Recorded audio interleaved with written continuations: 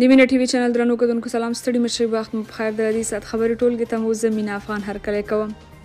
سراج الدین حقانی ویلي طالبانو د لوی جرګې د جوړولو په طرحه مشورې او خبرې کوي. د طالبانو د کورنۍ چارو وزیر سره د ځینې کارپوهانو او فعالانو د کتنې او ګډونوال جاوید مومند وایي ښاغلي حقانی ورته ویلي چې دا ډله د لوی جرګې د جوړولو پر طرحه خبرې او سلا مشورې کوي. ښاغلي مومند وویل کارپوهانو هم سراج الدین حقانی ته وویل چې د مشروعیت لپاره باید لویه جرګه وشي. سیاسي شنونکي جاوید مومند له افغانستان انټرنیشنل سره په خبرو کې زیاته کړه چې سراج الدین حقانی دا هم وویل چې د طالبانو حکومت باید خپل ځای روا یا مشروع حکومت ته ورکړي او د دې کار لپاره اساسي قانون ته اړتیا ده. نوموړي په دغه ناسته کې دا هم ویلي چې د عصري او دیني علم په نامه د علومو ترمنځ د واټن رامنځته کول زموږ د اکثرو ستونزو لامل ګرځېدلی دی. هغه زیاته کړه د فکري اختلاف ستونزه به هم په مشوره او یووالي هواره شي، خو مهمه دا ده چې شته فرصتونه ضایع نشي. سراج الدین حقانی ویلي چې د متقابل زغم له لارې اکثره ستونزې ختمېدای او د بدبینۍ او نفاق روحیه له منځه تللی شي. پیښور کې افغان کډوال د پولیسو له زورونې شکایت کوي په داسې حال کې چې د پاکستان په بیلابیلو سیمو کې د افغان کډوالو د نیولو او په زندانونو کې د اچولو لړۍ چټکه شوې ده. په پیښور کې میشت افغانان وایي د پولیسو د نیولو او زورولو سره مخ دي. یو شمیر افغان کډوال وایي پولیس د کډوالۍ د قانوني اسنادو لرونکي افغانان هم نیسي او په دې پلمه ورڅخه پیسې اخلي. په پیښور کې افغان کډوال فرمان غلام سخي وایي پولیسو په داسې حال کې ونیو چې د کډوالۍ د ثبت کارت ورسره و. هغه امریکا غږ ته وویل ما ورته کارت وښودو، بیا یې هم زه او 3 نور ځوانان ونیولو او بیا یې د پیسو په بدل کې پرېښودو. موږ سره دا کارت هم وي، بیا هم موږ نیول کیږو او زورول کیږو. یو بل افغان وایي د کارت پوښتنه یې وکړه، ما ورته خپل کارت وښودو، وایي دا خو له منځه تللی. نو ما وویل څه اعلان خو نه دی، څه اعلان شوی خو نه دی، نو بس ځان سره یې بوتلم او پیسې یې وغوښتې. اوس موږ نه بازار ته وتلی شو او نه کلي کې ګرځېدی شو. بهرنیو موسسو ته د طالبانو خبرداری وایي زموږ له اجازې پرته څوک نشي مقررولی. طالبانو په افغانستان کې د ملګرو ملتونو تر چتر لاندې ارګانونو او نورو ټولو بهرنیو موسسو ته خبرداری ورکړی چې نور نه یوازې ښځینه بلکې نارینه کارکوونکي هم د دوی له مشورې پرته نشي مقررولی. تازه د طالبانو د امیر روغتیا وزیر قلندر عباد یونیسف WHO او یو شمیر نورو ارګانونو ته مکتوب استولی دی او دغه خبرداری یې ورته اورولی دی. هغه ویلي دغه کار له دولتي بنسټونو یا بستونو د هغو ډاکټرانو او نورو مستعددو کسانو د مقررېدو مخنیوي لپاره شوی چې په وروستیو کې په بیلابیلو بهانو له دندو شړل شوي دي. اقتصاد وزارت له موسسو سره په ګډه له وړاندې یو لارښود جوړ کړی چې پر اساس یې نور مامورین په موسسو کې کار نشي کولی. د مقاومت عالی شورا د مسکو فارمټ د جمعې د ورځې د غونډې د تنظیمونکو څخه غوښتي چې د افغانستان روان بحران ته د حل د لارې د لټولو لپاره د ملګرو ملتونو او دغه هیواد د ښکېلو غاړو په ګډون یوه سیمه ییزه غونډه جوړه کړي. دغه شورا د چهارشنبې په ورځ ناوخته د سپتمبر په 28مه د تلې په 5مه په یوې اعلامیه کې د طالبانو سره تعامل یو اړخیز او د یوې افراطي ډلې سره تعامل ګڼلی او ویلي دي چې د طالبانو د حاکمیت دوام سیمې او نړۍ ته ګواښونه راولاړولی شي. د مقاومت عالی شورا په اعلامیه کې ویل شوي چې سیاسي، قومي او مذهبي تبعیض د طالبانو تر واکمنۍ لاندې نظام کې دوام لري چې له امله قومي او مذهبي اقلیتونو ته زیان لیدلی دی یا زیان رسیدلی دی. همداشان دغه شورا په دې اعلامیه کې د افغان میرمنو او نجونو د زده کړو او کار باندې لګېدلو محدودیتونو ته هم اشاره کړې او د طالبانو دا محدودیتونه جنسیتي تبعیض ګڼلی دی.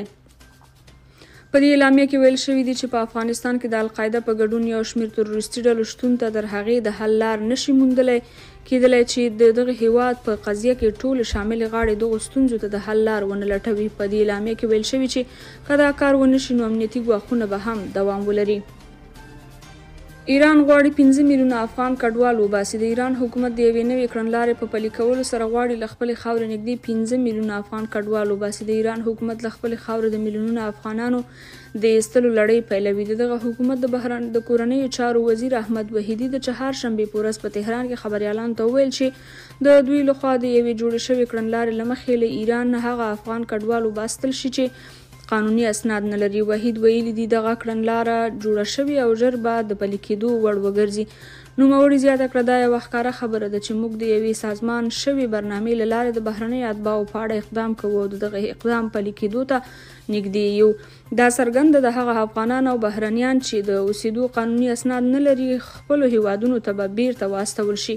وحیدي وایي د دوی د معلوماتو له مخې اوس مهال په ټول ایران کې 15 میلیونه افغان کډوال په غیر قانوني ډول میشت دي. یونیسف وایي شاوخوا 14 میلیونه افغان ماشومان بشري مرستو ته اړتیا لري. د ملګرو ملتونو سازمان د ماشومانو د ملاتړ وجهي صندوق یا یونیسف وایي په افغانستان کې شاوخوا 14 میلیونه ماشومان بشري مرستو ته اړتیا لري. په افغانستان کې د ماشومانو د وضعیت او روغتیايي ستونزو په اړه د ملګرو ملتونو سازمان د ماشومانو د ملاتړ وجهي صندوق اندېښنه وښوده. یونیسف وایي په افغانستان کې له 29.2 میلیونه اړو کسانو څخه 15.8 میلیونه ماشومان بشري مرستو ته اړتیا لري. دغه سازمان د چهارشنبې په ورځ په یوې نوي راپور کې ویلي دي چې 8,15,000 ماشومان چې عمرونه یې تر 5 کلونو کم دي د شدید خوارځواکۍ له امله درملنې ته اړتیا لري. د یونیسف په راپور کې ویل شوي دي چې د روان کال له جنورۍ څخه تر اګست میاشتې پورې د افغانستان په 333 ولسوالیو کې د شدید نس ناستي او ډیهایډریشن له 1,52,000 څخه زیاتې پیښې ثبت شوي دي چې له دې شمېر یې تر 8,000 زیات تر 5 کلونو کم عمره ماشومان دي. یونیسف د وضعیتو د رسیدو په ملاتړ ټینګار کړی دی. تاشکند کې یوې چاودنې 133 کسانو ته مرګ ژوبله اړولې. د ازبکستان پلازمینه تاشکند کې یوې چاودنې یو کس مړ کړی او 122 نور یې ژوبل کړي دي. د رویټرز خبري اژانس راپور له مخې د یادې چاودنې وروسته په سیمه کې اورلګېدنه هم رامنځته شوې ده چې د مهار لپاره یې اوروژونکې ډلې سیمې ته رسېدلې دي. دغه چاودنه چې تاشکند کې هوایي ډګر ته څیرمه په یوه ډیپو کې رامنځته شوې تر اوسه یې د لامل په اړه څه نه دي ویل شوي. سټولنبرګ وایي اوکراین د بل هر وخت په پرتله اوس ناټو ته نږدې دی. د ناټو سرمنشي ین سټولنبرګ د پنجشنبې په ورځ د سپتمبر په 9 د تلې شپږمه کیف ته د سفر پر مهال وویل چې د شمالي اتلانتیک د پوځي تړون یا ناټو سره د اوکراین اړیکې هیڅکله دومره نږدې نه وي لکه اوس چې دي. ښاغلي سټولنبرګ د اوکراین د ولسمشر ولادیمیر زیلنسکي سره یو ځای په یو خبري کنفرانس کې وویل اوکراین اوس د بل هر وخت په پرتله ناټو ته نږدې شوی دی.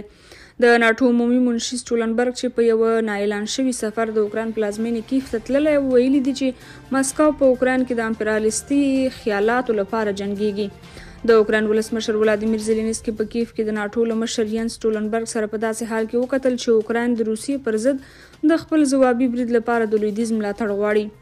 زیلنسکي د ناټو له سرمنشي سره په یوه ګډه خبري غونډه کې وویل دا د وخت خبره ده چې اوکراین د دغه اتحاد د قانوني غړي په توګه ومنل شي. موږ د دې وخت د رانږدې کېدو لپاره هر څه کوو. درنو اوریدونکو او کتونکو د دې ساعت خبري ټولګه تر همدې ځایه وه چې ستاسو په حضور کې مې درته وړاندې کړه. تر بیا او بلې ټولګې د خدای په امان ښې چارې ولرئ.